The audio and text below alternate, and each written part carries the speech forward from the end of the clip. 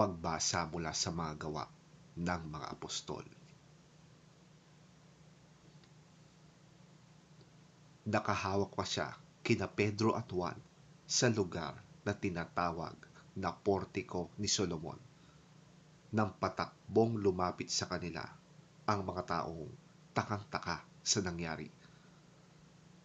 Kaya't sinabi ni Pedro sa mga tao, "Mga Israelita, bakit kayo nagtataka sa nangyaring ito? Bakit ninyo kami tinitingnan ng ganyan? Akala ba ninyo'y napalakad namin siya dahil sa sarili naming kapangyarihan o kabanalan? Pinarangalan ng Diyos ng ating mga ninunong sina Abraham, Isaac at Jacob ang kanyang lingkod na si Jesus na isinakdal ninyo at itinakwil sa harap ni Pilato. Gayong ipinasya na ni Pilatong palayain siya. Itinakwil ninyo ang banal at matuwid at hiniling na palayain ang isang mamamatay tao. Pinatay ninyo ang pinagmumulan ng buhay, ngunit siya'y muling binuhay ng Diyos. Saksi kami sa pangyayaring yon. Ang kapangyarihan ng pangalan ni Jesus ang nagpagaling sa lalaking ito. Nangyari ito dahil sa pananalig sa kanyang pangalan. Ang pananalig kay Jesus ang lubusang nagpagaling sa kanya, tulad ng inyong nakikita. Mga kapatid, alam kong hindi ninyo nalalaman ang inyong ginawa, gayon din ang inyong mga pinuno. Ngunit sa ginawa ninyo'y natupad ang matagal nang ipinahayag ng Diyos sa pamamagitan ng mga propeta na ang Kristo ay kailangang magtiis ng hirap. Kaya nga, magsisi kayo at magbalik loob sa Diyos upang patawarin kayo sa inyong mga kasalanan. At nang sa gayon ay sumapit na ang panahon ng kapahingahang mula sa Panginoon. Susuguin niya si Jesus, ang Kristong hinirang mula pa noong una para sa inyo. Siya'y dapat munang manatili sa langit hanggang sa dumating ang pagbabago ng lahat ng bagay, ayon sa ipinahayag ng Diyos sa pamamagitan ng kanyang mga banal na propeta mula pa noong una. Sapagkat sinabi ni Moises, "Mula sa inyo, ang Panginoon ninyong Diyos ay pipili para sa inyo ng isang propetang katulad ko. Sundin ninyo ang lahat ng kanyang sasabihin sa inyo."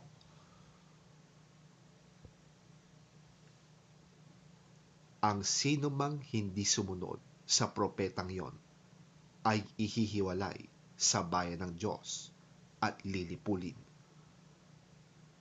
Ang lahat ng propeta mula kay Samuel at lahat ng sumunod sa kanya ay nagpahayag din tungkol sa panahong yon.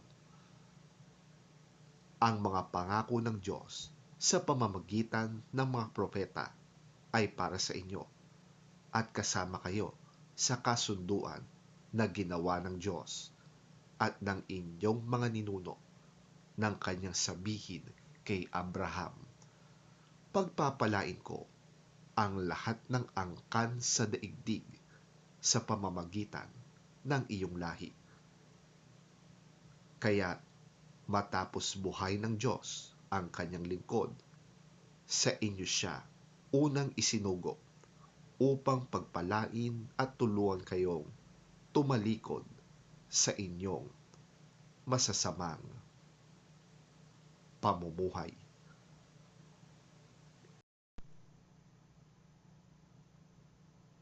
Ang salita ng Diyos. Salamat sa Diyos.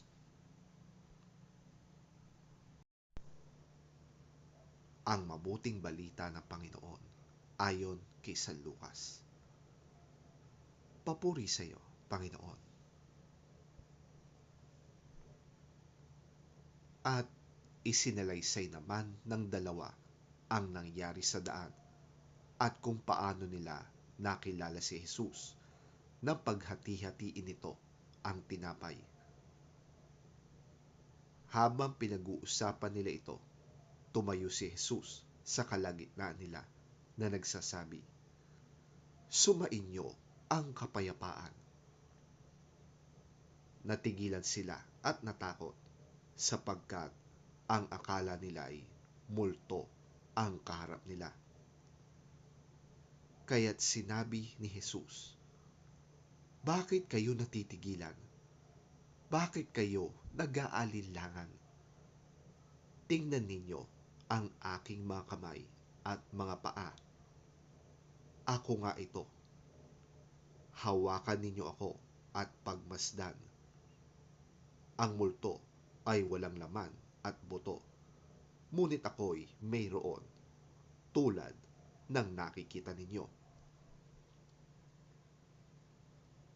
Habang sinasabi niya ito, ipinapakita niya sa kanila ang kanyang mga kamay at mga paa.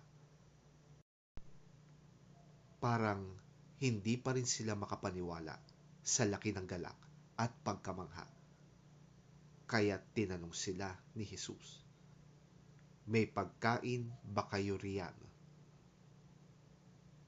Siya'y binigyan nila ng isang hiwa ng isdang inihaw. Kinuha niya ito at kinain sa harap nila.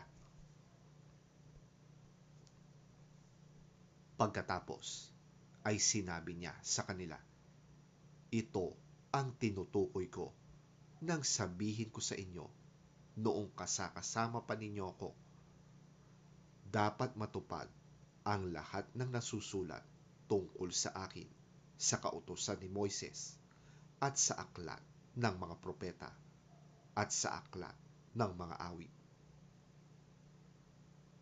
Binuksan niya ang kanilang pag-iisip upang maunawaan nila ang mga kasulatan. Sinabi niya sa kanila, "Ganito ang nasusulat.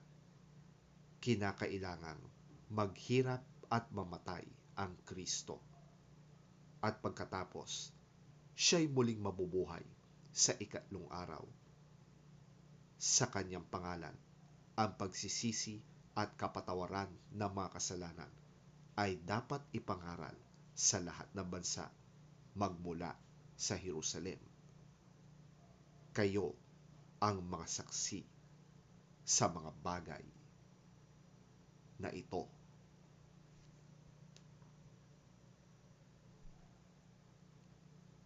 Ang mabuting balita ng ating Panginoon.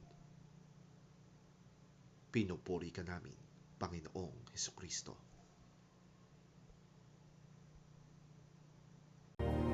Then the two told what had happened on the way, and how Jesus was recognized by them when he broke the bread.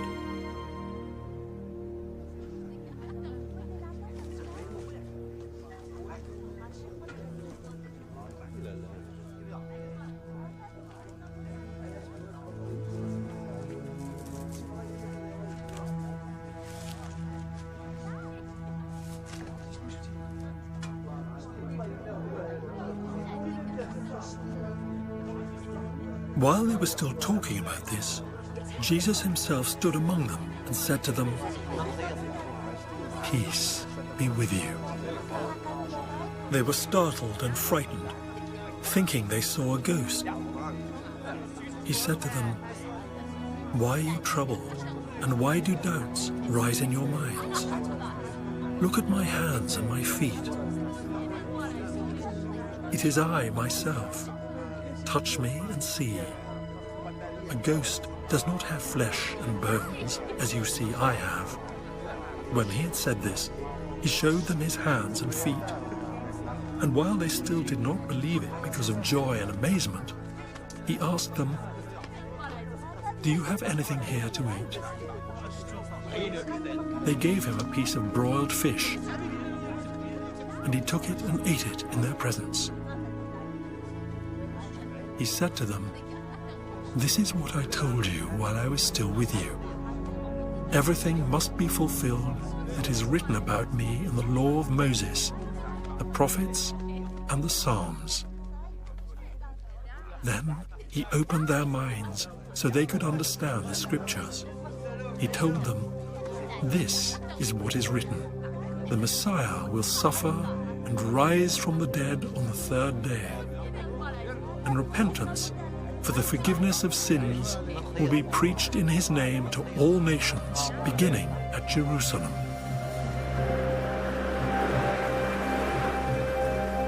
You are witnesses of these things. I am going to